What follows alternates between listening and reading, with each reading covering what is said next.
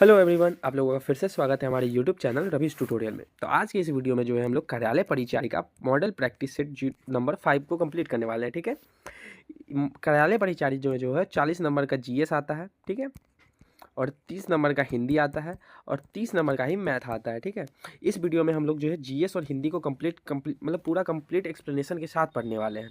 लेकिन मैथ के लिए अगर आप लोगों को मैथ चाहिए तो आप हमको कमेंट में बता सकते हैं, इसके लिए हम एक सेपरेट वीडियो बना देंगे। ठीक है, चलिए तो बिना किसी देरी के हम लोग वीडियो शुरू करने वाले हैं। आइए हम अपना क्वेश्चन देखते हैं। चलिए, यहाँ पर हमारा क्वेश्चन नंबर 1 आ गया है। क्वेश्चन नंबर 1 में क्या कहा गया है? महात्मा गांधी का जन्म कहाँ हुआ था? महात्मा गांधी का जो जन्म है वो कहाँ हुआ था? तो ये ऑप्शन ए हो जाएगा, पोरबंदर गुजरात में हुआ था। इनका जो जन्म का डेट है वो हो जाता है 2 अक्टूबर। ठीक है, 2 अक्टूबर 1869। ठीक है, 2 अक्टूबर 1869 को इनका जन्म हुआ था पोरबंदर गुजरात में। और इनका जो मृत्यु हो गया था वो कब हुआ था? 30 जनवरी 1948। ठीक है, 1948 30 जनवरी नाथूराम गोडसे द्वारा इनकी गोली मार के हत्या कर दी गई थी। चलिए हम लोग नेक्स्ट क्वेश्चन देखते हैं। सबसे चमकीला ग्रह कौन सा है? सबसे चमकीला ग्रह जो है वो कौन सा है? तो ये हो जाएगा ऑप्शन सी, शुक्र हो जाएगा। और शुक्र ही जो है सबसे हॉटेस्ट, समझे, हॉटेस्ट प्लानट। सबसे हॉटेस्ट प्लानट जो है वो शुक्र ही है। और इसको हम लोग मॉर्निंग प्लस इवनिंग स्टार भी कहते हैं। ठीक है, चलिए हम लोग नेक्स्ट क्वेश्चन देख लेते हैं। नेक्स्ट क्वेश्चन में है, मुस्लिम लीग की स्थापना कब हुई थी? तो मुस्लिम लीग की जो स्थापना है वो 30 दिसंबर 1906 में हुई थी। ठीक है, इसका 30 दिसंबर 1906 में हुआ था। ठीक है, इसी में बहुत एग्जाम में पूछा जाता है कि कांग्रेस जो है उसकी स्थापना कब हुई थी? कांग्रेस की जो स्थापना है वो हुई थी 28 दिसंबर।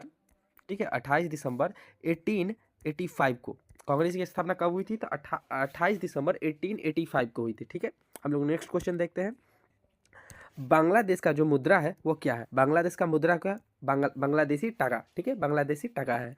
चलिए, इसमें बहुत सारा रुपए से क्वेश्चन पूछा जाता है कि एक जापान का मुद्रा कौन सा है? तो इसका हो जाएगा येन। और रूबेल किसका है? तो रूबेल हो जाता है रसिया का। ठीक है, रसिया का हो जाएगा रूबेल। ठीक है, चलिए हम लोग नेक्स्ट क्वेश्चन देखते हैं।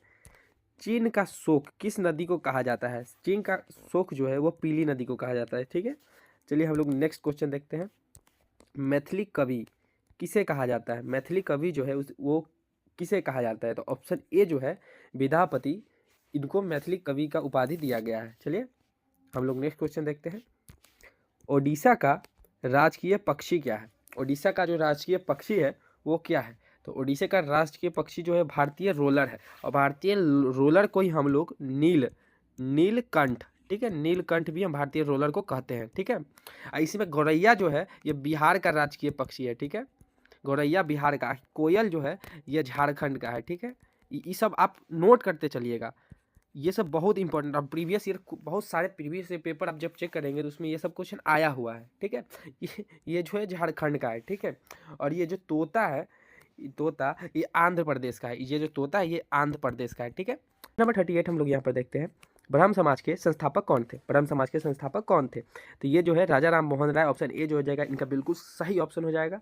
और इन्होंने जो है 1828 में कोलकाता में एक धार्मिक आंदोलन चलाया था। ठीक है, कोलकाता में एक धार्मिक आंदोलन चलाया था जिसके तहत इन्होंने सती प्रथा को समाप्त करने का काम किया था। ठीक है, चलिए हम लोग नेक्स्ट क्वेश्चन देख लेते हैं।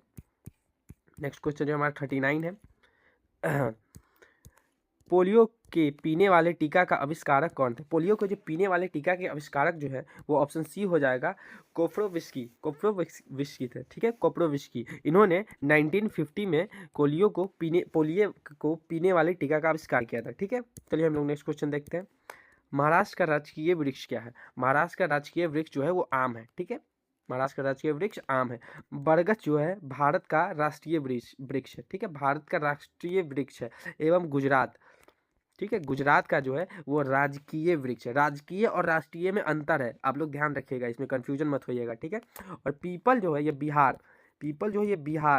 का राजकीय वृक्ष है। ठीक है, और नीम जो है वो आंध्र प्रदेश का राजकीय वृक्ष है। ठीक है, इसमें कंफ्यूजन नहीं होएगा, आप लोग नोट कर लीजिएगा। थोड़ा राइटिंग सही नहीं है वो अलग बात है, लेकिन हम जो बोले हैं आप उसको नोट करते हुए चलिएगा। चलिए हम लोग नेक्स्ट क्वेश्चन देखते हैं।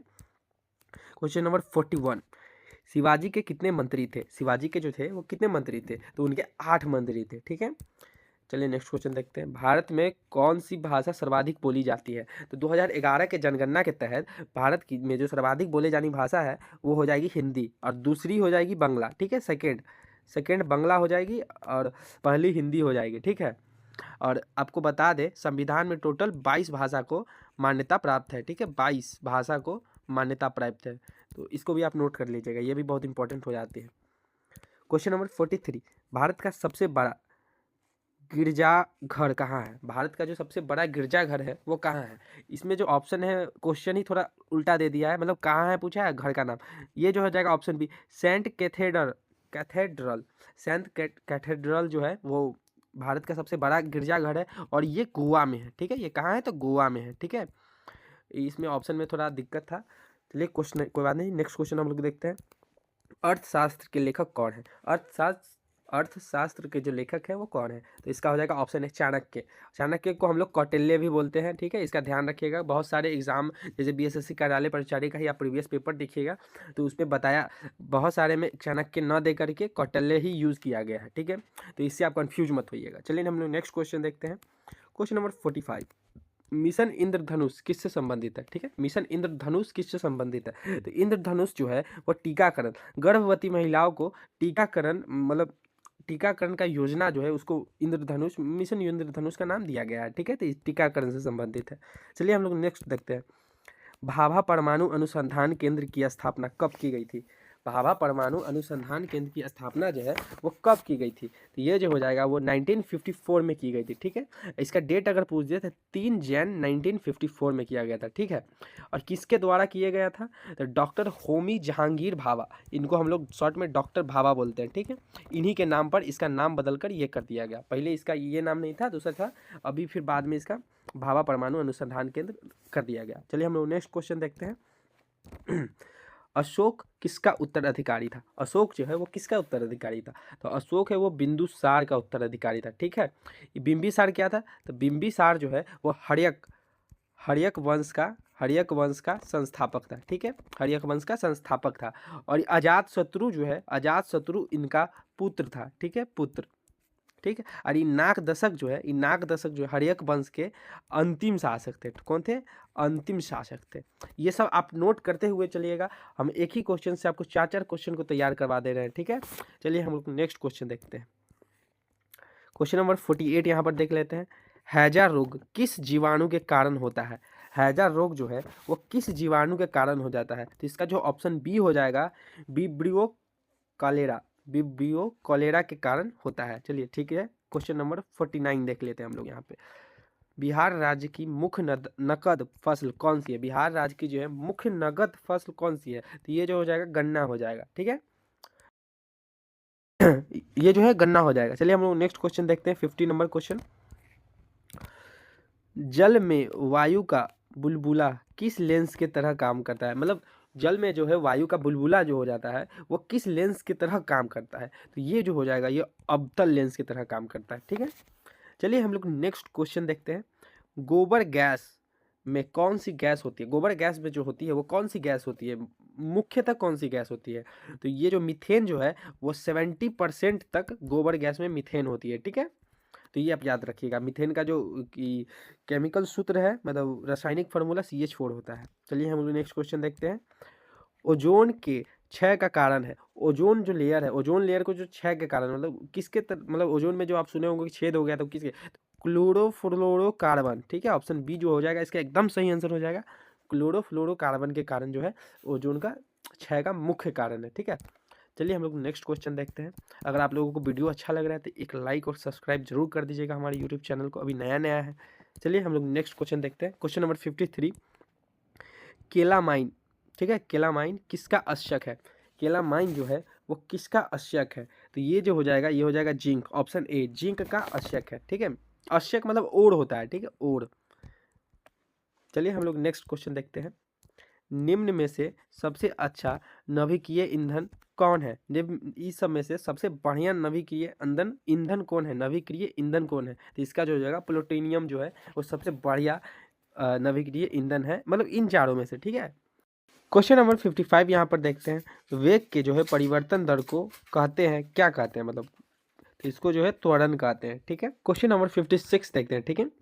हैलाइड अस्यक का उदाहरण है, मतलब हैलाइड अस्यक का जो उदाहरण क्या है, तो इसका जो ऑप्शन सही ऑप्शन डी हो जाएगा, क्रायोलाइट हो जाएगा, ठीक है, क्रायोलाइट हो जाएगा। चलिए हम लोग नेक्स्ट क्वेश्चन देखते हैं। क्वेश्चन नंबर 57, निम्नलिखित में कौन यौगिक नहीं है, ठीक है। निम्नलिखित में से कौन यौगिक नहीं है, तो क्वेश्चन जो इसका सही आंसर हो जाएगा वो हो जाएगा हवा, इसका ओ। मतलब यौगिक का मतलब होता है पहले कथी, ये समझो, ठीक है।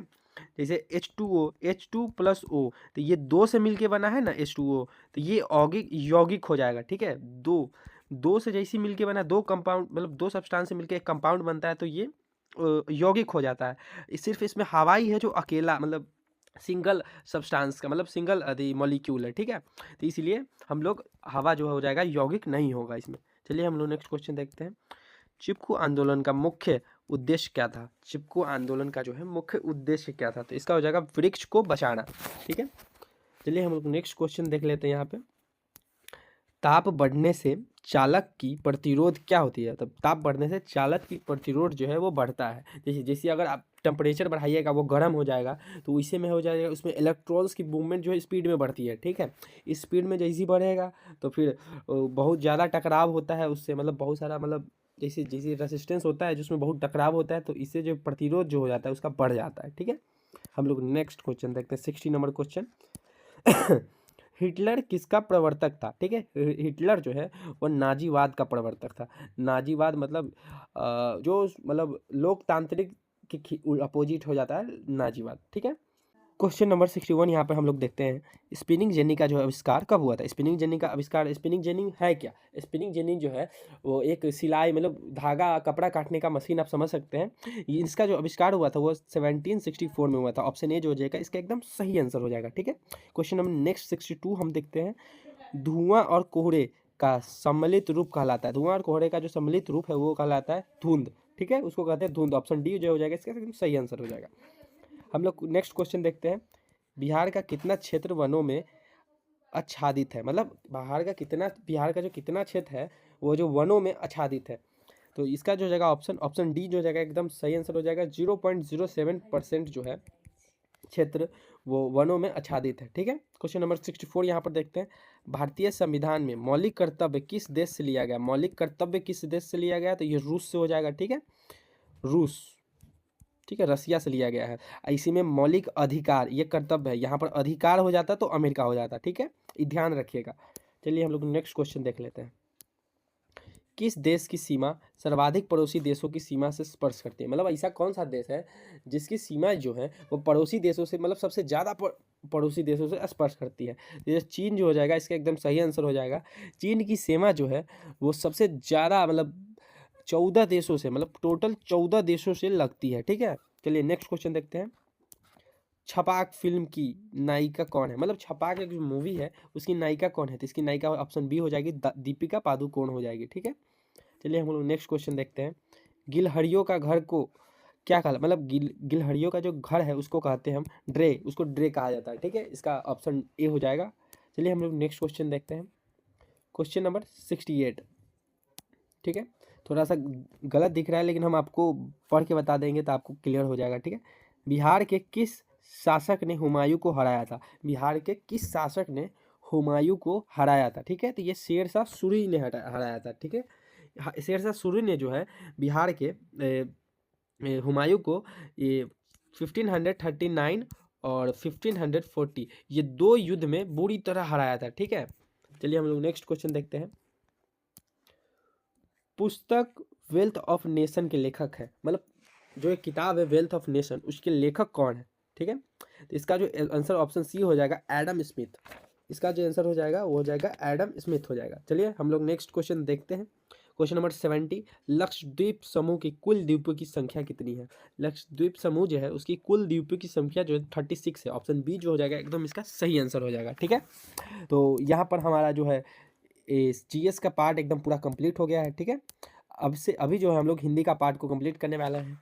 अगर आप लोग अभी तक हमारे यूट्यूब चैनल को लाइक और सब्सक्राइब नहीं किए हो तो आपसे निवेदन है कि आप कर दें और आप हमारे यूट्यूब चैनल के साथ जुड़े रहिए, क्योंकि नेक्स्ट वीडियो जो आने वाली है वो 100 इंपॉर्टेंट MCQ वाली आने वाली है, ठीक है। तो आप लोग सब्सक्राइब करके हमारे चैनल के साथ जुड़े रहिएगा, इसमें आपको 1 नंबर परीक्षा की रिवीजन और प्रैक्टिस करवा देंगे। चलिए नेक्स्ट क्वेश्चन हिंदी हम अपना शुरू करते हैं, ठीक है।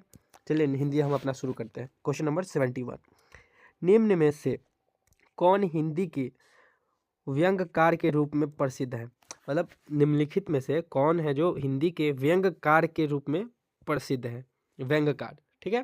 तो इसका जो सही आंसर हो जाएगा ऑप्शन बी हो जाएगा, हरिशंकर परसाई। हरिशंकर परसाई जो है वो हिंदी के व्यंग्यकार के रूप में प्रसिद्ध है। चलिए हम लोग नेक्स्ट क्वेश्चन देख लेते हैं। क्वेश्चन नंबर 72, कनक कनक ते 100 गुनी के किन दो पत्थरों की तुलना की गई है, ठीक है।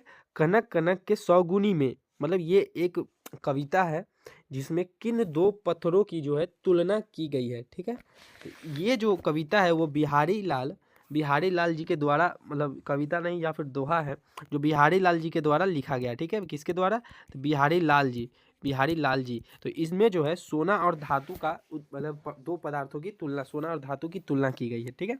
चलिए नेक्स्ट क्वेश्चन नंबर 73 देखते हैं। निम्न में कौन सा शब्द कर्मधारय समास का उदाहरण है। कर्मधारय समास का उदाहरण है तो ये हो जाएगा कमल नयन, ठीक है। कर्मधारय वो होता है जिसका पहला पद जो है विशेषण होता है, ठीक है, विशेषण, और इसका जो दूसरा पद है वो विशेष्य होता है, ठीक है। तो इसका जो आंसर हो जाएगा ये हो जाएगा ऑप्शन सी, कमल नयन। चलिए हम लोग नेक्स्ट क्वेश्चन देख लेते हैं। निम्न में शुद्ध लिखा मतलब निम्न में जो शुद्ध लिखा शब्द है वो क्या है। इसमें जो है शारीरिक गलत लिखा गया है, सिंदूर गलत लिखा गया है, सम्मान गलत लिखा गया है, इसमें हितैषी जो हो जाएगा इसका एकदम सही आंसर हो जाएगा। चलिए हम लोग नेक्स्ट क्वेश्चन देखते हैं। निम्नलिखित में कौन स्त्रीलिंग शब्द है। निम्नलिखित में जो है कौन स्त्रीलिंग शब्द है, तो इसका जो हो जाएगा ऑप्शन सी हो जाएगा, दया जो है स्त्रीलिंग शब्द है। चलिए हम लोग नेक्स्ट क्वेश्चन देखते हैं। काला अक्षर भैंस बराबर लोकोक्ति, मतलब इसका अर्थ क्या है, तो इसका हो जाएगा निरक्षर, अनपढ़, ठीक है। चलिए हम लोग नेक्स्ट क्वेश्चन देखते हैं। हुंकार किसकी कृति है, मतलब हुंकार जो है वो किसकी कृति है, तो ये जो हो जाएगा रामधारी सिंह दिनकर जी की कृति है, ठीक है। किसकी है, तो रामधारी सिंह दिनकर जी की कृति है, ठीक है। चलिए हम लोग नेक्स्ट क्वेश्चन देखते हैं। अत्यंत कौन सा संधि है। अत्यंत जो है वह यण संधि है, यण संधि में होता क्या है आपको हम एक बार और एक्सप्लेन करते थे, ठीक है। यण संधि में जो है वो जैसे अत्यंत को अगर आप संधि विच्छेद कर देंगे तो ऐसा आना चाहिए कि ई और जोड़ अ, ठीक है। ई दोनों जब आता है ना तब जाके अनुस्वार ऊपर लगता है, इसी को हम लोग अत्यंत संधि कहते हैं, अत्यंत, ठीक है। मतलब अत्यंत सॉरी यण संधि कहते हैं, ठीक है, यण संधि कहते हैं। मतलब ई ये में छोटी या फिर बड़ी दोनों में से कोई आ सकता है, लेकिन अ आना चाहिए, ठीक है। ये दोनों को अगर हम लोग मतलब ई धन अ आना चाहिए जो अनुस्वार ऊपर जाएगा, ठीक है। जैसे आपको एग्जांपल के लिए देखो अत्यंत है, ठीक है, इसका हो जाएगा अति धन अंत, ठीक है, अति धन अंत। तो इसका जो है यहाँ पर आ गया ई और यहाँ पर आ गया अ, ठीक है। तो ई और अ हो गया, ठीक। तो ये जो हो जाएगा यण संधि हो जाएगा, ठीक है। इसको हम आपको एग्जाम्पल प्लस डिफिनेशन सब बता दिए, आप इसको नोट कर लीजिएगा। चलिए हम लोग नेक्स्ट क्वेश्चन देखते हैं। निम्नलिखित में से कौन संयुक्त व्यंजन का उदाहरण है। इसमें से जो है संयुक्त व्यंजन का उदाहरण कौन है, तो संयुक्त व्यंजन होते कितने हैं, तो 4 होते हैं। कौन कौन होते हैं, अक्ष होते हैं, त्र होते हैं, और क्या ज्ञ होते हैं, और श्र होते हैं, ठीक है। श्रवण कुमार वाला श्र। तो इसमें से जो है अक्ष और त्र है, तो ऑप्शन डी जो हो जाएगा इसका एकदम सही आंसर हो जाएगा, ठीक है। नेक्स्ट क्वेश्चन देखते हैं। सही वर्णित का चयन कीजिए। इसमें से जो है सही जो वर्णित है उसको क्या कहेंगे, ऐतिहासिक नहीं होगा, ऐतिहासिक। ऑप्शन ए बी जो हो जाएगा एकदम सही, मतलब अच्छा से लिखा, मतलब सही लिखा गया है। चलिए हम लोग नेक्स्ट क्वेश्चन देखते हैं। घर आंगन किस समास का उदाहरण है। ये जो है द्विगु समास में आपको एक ट्रिक याद रखना है कि कुछ भी हो ये दो शब्द के बीच में मतलब अ क कुछों के बीच में ये जो और का चिन्ह है, मतलब ये इसी से आप पहचान जाइएगा कि वो द्विगु समास है, ठीक है। ये ट्रिक है। चलिए हम लोग नेक्स्ट क्वेश्चन देखते हैं। क्वेश्चन नंबर 82, ठीक है। साड़ी का बहुवचन क्या होगा। साड़ी का जो बहुवचन हो जाएगा वो साड़ियाँ हो जाएगा, ठीक है। बहुवचन जैसे यहाँ पर लगेगा, ये जो ऐसे है इसको इस साइड ले आएंगे, ठीक है, ये इंपॉर्टेंट होता है। चलिए नेक्स्ट क्वेश्चन देखते हैं। क्वेश्चन नंबर 83, मैं भी यह जानता हूँ, इस वाक्य में भी कौन सा निपात है। इस वाक्य में जो भी है वो कौन सा निपात है, तो भी जो है वो बलदायक निपात है, ठीक है, बलदायक निपात है। चलिए हम लोग नेक्स्ट दो क्वेश्चन देखते हैं। मनोयोग का सही संधि विच्छेद क्या होगा। मनोयोग का जो है मन धन योग हो जाएगा, ठीक है। क्वेश्चन नंबर 85 हम लोग देख लेते हैं। क्वेश्चन नंबर 85 में है कौन सा बहुब्रीहि समास का उदाहरण है? बहुब्रीहि समास का उदाहरण जो हो जाएगा वो हो जाएगा ऑप्शन सी हो जाएगा, नीलकंठ। ठीक है, नीला है जिसका कंठ अर्थात शिव जी। ठीक है, ये हो जाएगा इसका उदाहरण। 85 हो जाएगा। 86, क्वेश्चन नंबर 86 देखते हैं। खरा खोटा शब्द में समास बताइए। खरा खोटा आपको हम क्या बताए थे अभी जस्ट 2-3 क्वेश्चन पहले। ये देखिए यहाँ पर देखिए ये क्या है, तो ये और का साइन है, तो ये हो जाएगा द्वंद्व समास। ठीक है, क्या हो जाएगा? द्वंद्व समास। ऑप्शन ए जो हो जाएगा एकदम सही आंसर हो जाएगा इसका। ठीक है, चलिए हम लोग नेक्स्ट क्वेश्चन देखते हैं। क्वेश्चन नंबर 87 में जो है इसमें जो है एक पैराग्राफ दिया गया है। ठीक है, पहले क्वेश्चन देख लेते हैं इसमें कृष्ण कहाँ आए थे। ठीक है, उसके बाद पैराग्राफ ऊपर से थोड़ा पढ़ लेते हैं। क्वेश्चन नंबर पैराग्राफ थोड़ा सा पढ़ लेते हैं। मैत्री की राह बताने को, सबको सुमार्ग पर लाने को, दुर्योधन को समझाने को, भीषण विध्वंस बचाने को, भगवान हस्तिनापुर आए। भगवान मतलब ये यहाँ पर हमारा आंसर मिल गया। कृष्ण कहाँ है? तो हस्तिनापुर है। तो इसका जो सही आंसर हो जाएगा ऑप्शन बी हो जाएगा। आप इसको पूरा भी पढ़ सकते हैं। हम टाइम बचाने के लिए एग्जाम में ज़्यादा टाइम रहता नहीं कि आप पूरा पढ़ें, तो पहले क्वेश्चन पढ़ें उसके बाद पैराग्राफ पढ़ें। ठीक है, जहाँ आपको आंसर मिला वहाँ छोड़ दें। चलिए हम लोग नेक्स्ट क्वेश्चन देखते हैं। यहाँ पे क्वेश्चन नंबर 88, आपकी यात्रा मंगलमय हो किस वाक्य का उदाहरण है? आपकी यात्रा मंगलमय हो यह किस वाक्य की उदाहरण है? इसमें जो है इच्छावाचक वाक्य है। ठीक है, इच्छावाचक वाक्य। चलिए हम लोग नेक्स्ट क्वेश्चन देखते हैं। परलोक का विशेषण। परलोक का विशेषण क्या होगा? परलोक का विशेषण हो जाएगा पारलौकिक। ठीक है, पारलौकिक हो जाएगा ऑप्शन सी। क्वेश्चन नंबर 90 देख लेते हैं। गाल बजाना मुहावरे का अर्थ हो जाएगा तो डींग हाँकना। ठीक है, डींग हाँकना जो हो जाएगा इसका अर्थ है। क्वेश्चन नंबर 91 यहाँ पे हम लोग देखते हैं। क्वेश्चन नंबर 91 में है स्वदेशी कविता का जो कविता के कवि कौन है? स्वदेशी कविता जो है उनके कवि कौन है? तो उनके कवि जो हो जाएंगे ऑप्शन ए हो जाएंगे प्रेमघन जी। प्रेमघन जी जो है, प्रेमघन जी जो है वो हो जाएंगे स्वदेशी कविता के कवि। ठीक है, चलिए हम लोग नेक्स्ट क्वेश्चन देख लेते हैं। ये सारे कविता और कविता का कवि देखिए, आप 10th के हिंदी का बुक उठाइए। ठीक है, अब उसके जो जितने लेखक कवि हैं कविता है उस सारा पढ़ जाइए। उससे आपको नहीं हो तो नहीं हो 3-4 क्वेश्चन तक आराम से मिल जाएगा। ठीक है, ये हम आपको प्रीवियस ईयर 2-4 मतलब क्वेश्चन देखने लगाने के बाद बता रहे हैं। ठीक है, क्वेश्चन नंबर 92 देख लेते हैं। स्वदेशी कविता के कवि किसका उल्लेख किया? स्वदेशी कविता का जो कवि है वो किसका उल्लेख किया है? तो ऑप्शन बी हो जाएगा, विदेशी संस्कृति का उल्लेख किए हैं। ठीक है, क्वेश्चन नंबर 93 देखते हैं। भारत माता कविता के कवि कौन है? भारत माता कविता के कवि जो है वो कौन है? तो वो जो हो जाएगा ऑप्शन ए हो जाएगा, सुमित्रानंद पंत जी जो है वो भारत माता कविता के कवि हैं। ठीक है, चलिए नेक्स्ट 94 नंबर क्वेश्चन देखते हैं। भारत माता कविता में कवि ने भारत को क्या कहा है? कवि ने जो है भारत को क्या कहा है? तो कवि ने भारत को जो है पराधीन कहा है। ठीक है, आप ये कविता उविता पढ़िएगा ना तो आपको तब पता चलेगा, नहीं तो ऐसे तो इसका सही आंसर पराधीन है। ठीक है, चलिए हम लोग नेक्स्ट क्वेश्चन देख लेते हैं। क्वेश्चन नंबर 95 देख लेते हैं। जनतंत्र का जन्म कविता के कवि कौन है? जनतंत्र का जन्म कविता के कवि कौन है? तो ये जो हो जाएगा रामधारी सिंह दिनकर जी जो हो जाएंगे इनके कविता के कवि हो जाएंगे। 96 नंबर क्वेश्चन, जनतंत्र का जन्म कविता में कवि ने किसे देवता कहा है? कवि ने जो है किसे देवता कहा है जनतंत्र का जन्म में? ये जो किसान और मजदूर जो है उनको देवता का दर्जा दिया गया है। चलिए हम लोग क्वेश्चन नंबर 97 देख लेते हैं। हिरोशिमा कविता के कवि कौन है? हिरोशिमा कविता के जो है वो कवि कौन है? तो इसका जो आंसर ऑप्शन ए हो जाएगा, सचिदानंद हीरानंद वत्स्यायन। ठीक है, इसको अगर आप शॉर्टकट में याद रखें तो अज्ञेय, आपको एग्जाम में ऑप्शन में आप सिर्फ अज्ञेय मतलब अज्ञेय भी दे दिया जा सकता है। ठीक है, चलिए हम लोग नेक्स्ट 98 नंबर क्वेश्चन देख लेते हैं। इसमें जो है हिरोशिमा में कविता में सूरज कहाँ उगा था? मतलब हिरोशिमा कविता जो है इसमें सूरज कहाँ उगा था? तो ये नगर के बीच में। ठीक है, नगर के बीचों बीच। ठीक है, क्वेश्चन नंबर 99 देख लेते हैं। एक वृक्ष की हत्या कविता के कवि कौन? एक वृक्ष की हत्या कविता के कवि कौन है? ठीक है, तो ये हो जाएगा कुंवर नारायण। कुंवर नारायण जी जो है वो इस कविता के कवि हैं। क्वेश्चन नंबर 100 देखते हैं और ये हमारे आज के वीडियो का लास्ट क्वेश्चन है। ठीक है, चलिए क्वेश्चन नंबर 100 देख लेते हैं। एक वृक्ष की हत्या कविता में वृक्ष को किसके रूप में दर्शाया गया है? वृक्ष को जो है वो किसके रूप में दर्शाया गया? तो ये जो हो जाएगा ऑप्शन सी, एक प्रहरी के रूप में जो है उसको दर्शाया गया है। ठीक है, इसका सही ऑप्शन ऑप्शन सी हो जाएगा। तो यहाँ पर हमारा इस वीडियो का अंत हो गया है। चलिए, अगर आप लोगों का मैथ का ठीक है मैथ का अगर दिक्कत आ रहा है तो आप हमको ज़रूर कमेंट में बताइएगा। हम जो है मैथ का पूरा एक एक्सप्लेनेशन वीडियो पूरा स्टेप बाय स्टेप एक्सप्लेन करके आपके लिए ले आएंगे। ठीक है, चलिए, तो आज का यह वीडियो यहीं पे समाप्त करते हैं। आपसे हम फिर अगले सेट प्रैक्टिस पेपर में मिलते हैं। तो आज के लिए बस धन्यवाद। जय हिंद।